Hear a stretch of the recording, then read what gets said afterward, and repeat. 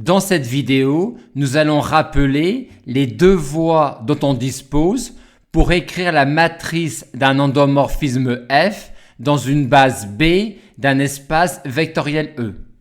La première voie est la définition, qui peut être résumée par ce schéma, qui dit que pour écrire la matrice de F dans B, on commence par appliquer F à chacun des vecteurs de la base B, ce qui nous donne les vecteurs f de E1, f de En. Et pour ensuite remplir la matrice de F dans B, on détermine les composantes dans B, c'est-à-dire dans la base dans laquelle on souhaite écrire la matrice de F dans B, des vecteurs images f de E1, f de E2, f de En, et les colonnes des composantes dans B de ces vecteurs images nous donnent les colonnes de la matrice de F dans B.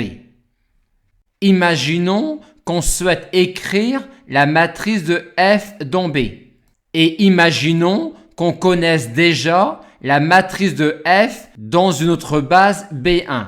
On peut alors récupérer la matrice de F dans B à l'aide de la matrice de F dans B1 en faisant intervenir les matrices de passage entre les deux bases.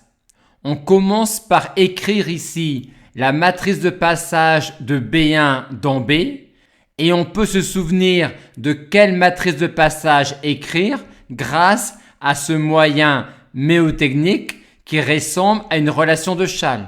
Et on met ici la matrice de passage de B dans B1 et on peut encore se souvenir de quelle matrice de passage écrire grâce à ce moyen méotechnique qui fait penser à la relation de Schall.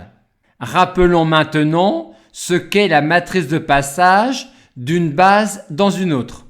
Imaginons que je souhaite écrire la matrice de passage de B1 dans B2.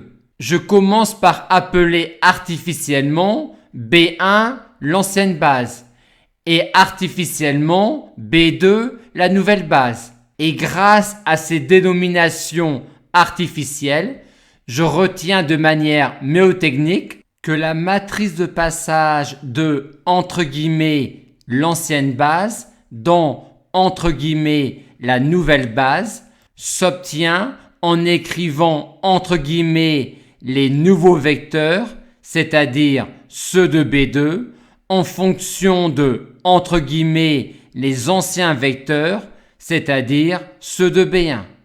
On rappelle également que la matrice de passage de B2 dans B1 n'est rien d'autre que l'inverse de la matrice de passage de B1 dans B2. En résumé, on peut retenir que le lien entre les matrices d'un endomorphisme F dans les différentes bases de E est de la forme A égale P-1 dP, où A est la matrice de F dans B, où D est la matrice de F dans une autre base B1, et où P est une matrice de passage entre les deux bases, et laquelle, on s'en souvient, de manière méotechnique, en raison de la relation de Schall que nous avons ici. Et la matrice qui est là est l'inverse de cette matrice de passage là.